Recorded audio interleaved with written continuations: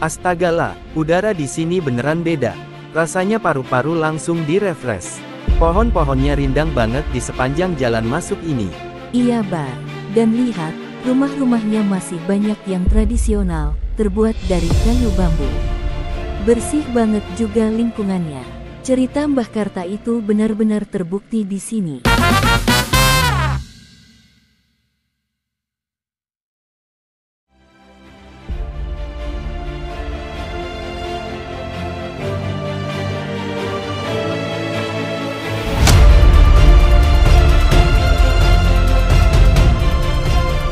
Akbar, kamu sibuk nggak? Aku kepikiran sesuatu nih. Santai, lah, ada apa? Kayaknya serius banget mukanya. Ingat nggak kamu, waktu kita diskusi soal dampak deforestasi di mata kuliah lingkungan dan pembangunan berkelanjutan? Aku jadi kepikiran nih, gimana kalau kita langsung lihat sendiri kondisi desa yang dekat hutan? Kan ada tuh desa di kaki Gunung Bima, yang sering disebut-sebut warga desa adatnya masih kental. Wah, ide bagus. Aku suka banget. Selama ini kita cuma baca dari buku sama jurnal ya kan? Pasti beda kalau kita lihat langsung, ngobrol sama warga di sana. Bisa jadi studi kasus mini buat proyek kita nanti. Nah, itu dia. Plus, aku penasaran banget sama kearifan lokal mereka dalam menjaga hutan. Pasti ada banyak hal yang bisa kita pelajari. Tapi, aku sedikit khawatir juga. Khawatir apa? Soal akses atau dana? Kita bisa patungan kan? Bukan cuma itu. Aku mikir, kira-kira kedatangan kita nanti nggak mengganggu mereka. Atau malah terkesan sok tahu. Kan niat kita baik, mau belajar dan mungkin kalau bisa bantu menyebarkan kesadaran. Tapi takutnya malah jadi beban buat mereka. Itu poin penting. Kita harus hati-hati dan menghormati adat istiadat mereka. Mungkin kita bisa coba cari kontak kepala desa atau tokoh masyarakat di sana dulu, jelaskan tujuan kita baik-baik. Jangan sampai kita datang dengan asumsi. Kita kan mau jadi pendengar yang baik, bukan pengkhotbah. Betul. Kalau begitu, langkah pertama berarti riset kecil-kecilan dulu ya. Cari tahu kontak, terus coba pahami sedikit latar belakang desa itu dari sumber-sumber yang ada. Sepakat. Aku coba cari informasinya di internet atau mungkin ada kenalan dosen yang pernah riset di sana. Kamu bisa bantu cari tahu soal keunikan budaya atau tradisi mereka dalam mengelola lingkungan. Siap, proyek mini kita dimulai. Semoga lancar ya.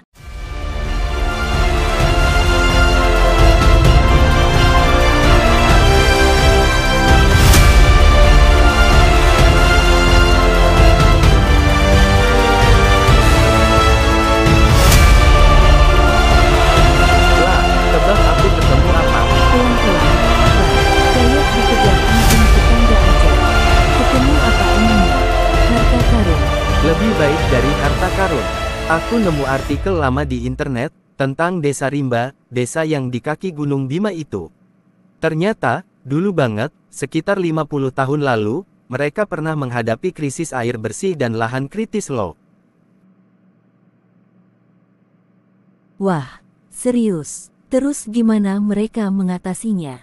Pasti ada cerita menarik di baliknya. Nah, ini yang bikin aku kagum.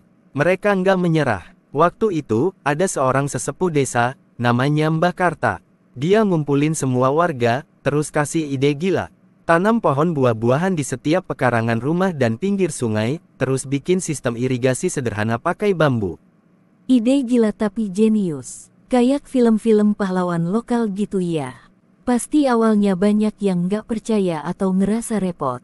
Betul sekali. Katanya sih, Mbah Karta itu sampai bolak-balik ceramah ke setiap rumah, kadang bawa bibit pohon sendiri, terus sambil guton, kalau kalian nggak mau tanam pohon, nanti cucu-cucu kalian mandi pakai air mata. Ada-ada aja Mbah Karta. Tapi itu cara yang efektif loh, masuk ke akal sehat sekaligus hati nurani. Terus hasilnya gimana? Luar biasa. Puluhan tahun kemudian, desa Rimba jadi salah satu desa paling hijau dan punya sumber mata air yang melimpah. Hutan adat mereka juga terjaga banget. Bahkan ada yang bilang, tanah di sana jadi subur karena senyum pohon-pohon yang mereka tanam. Ini baru inspirasi sejati. Dari cerita Mbah Karta ini, kita bisa belajar banyak Bar.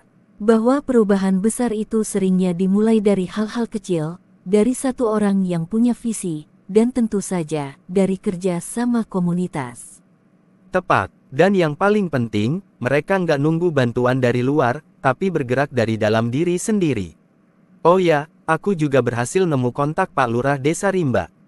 Namanya Pak Budi, mau aku coba telepon besok? Mau banget, jangan lupa sampaikan tujuan kita dengan jelas ya, Bar. Dan jangan lupa, ingatkan juga kalau kita bukan mau datang mengajari, tapi mau belajar dan mengapresiasi. Siapa tahu nanti kita bisa bantu mempromosikan kearifan lokal mereka ke teman-teman kampus. Siap, Komandan. Semoga Pak Lurah mau menerima kita ya. Kalau enggak, nanti kita bikin drama musikal aja tentang Mbah Karta, terus kita tampilkan di balai desa. Boleh juga idenya, Bar. Tapi kayaknya kita fokus ke kunjungan dulu deh. Siapa tahu nanti kita dapat ide lebih lagi setelah dari sana.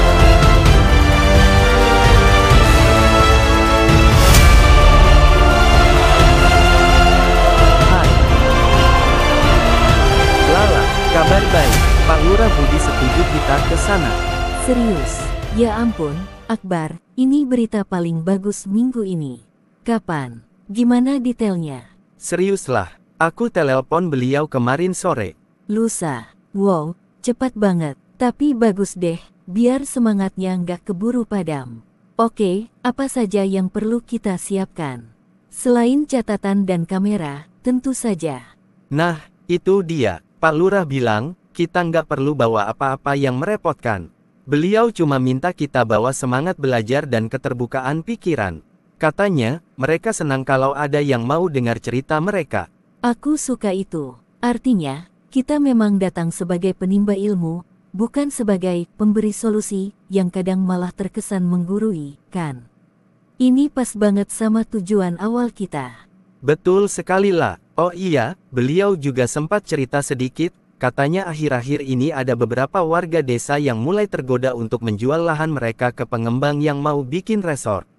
Ini jadi tantangan baru buat mereka. Wah, ini yang aku khawatirkan. Urbanisasi dan pembangunan memang sering mengancam kearifan lokal.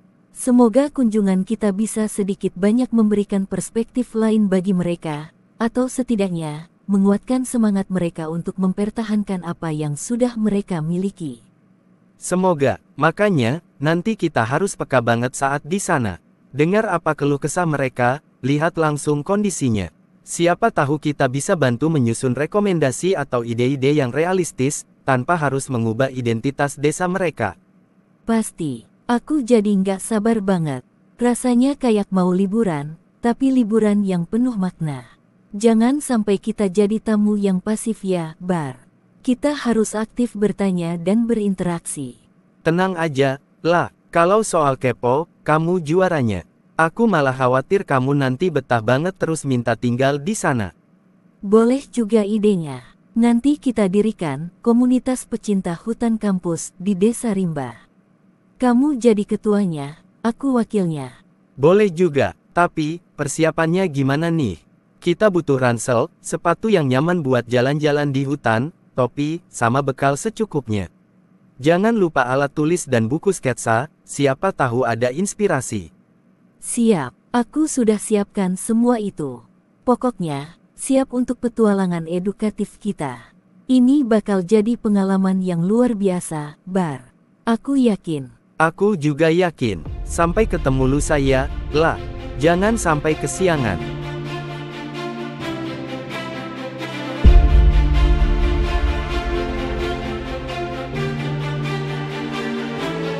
Wah, pagi ini udara seger banget ya, lah. Kayaknya alam lagi menyambut kita. Iya Bar, rasanya beda banget sama bau knalpot di kota. Aku jadi makin semangat. Kamu udah cek semua barang bawaan. Jangan sampai ada yang ketinggalan. Beres. Dari power bank sampai cemilan, semua aman. Kamu bawa buku sketsa kan? Siapa tahu nanti ada pemandangan yang bisa kamu abadikan. Tentu saja. Inspirasi bisa datang dari mana saja kan? Oh iya, aku sempat baca sedikit tentang mitos di Desa Rimba. Katanya ada pohon beringin raksasa di tengah hutan yang usianya ratusan tahun, dan itu dianggap keramat. Wah, makin menarik nih. Pasti ada cerita di baliknya. Semoga kita bisa lihat langsung. Tapi, jangan sampai kita ganggu penunggu beringinnya ya, nanti kita malah disuruh mungutin sampah seminggu. Ya ampun Akbar, ada-ada aja. Mana ada penunggu beringin sebokek itu. Tapi iya, kita harus tetap menghormati setiap kepercayaan dan tradisi mereka. Itu poin penting saat berinteraksi dengan komunitas adat. Betul sekali. Pokoknya, kita jadi spons, ya. Nyerap semua informasi dan pengalaman yang bisa kita dapat. Siap jalan, mobilnya sudah siap. Siap, semoga perjalanan kita lancar dan menyenangkan.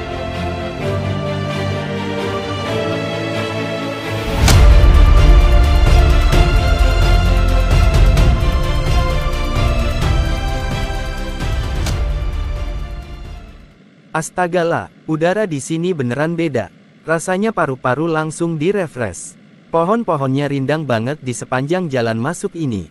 Iya Bar, dan lihat, rumah-rumahnya masih banyak yang tradisional, terbuat dari kayu bambu.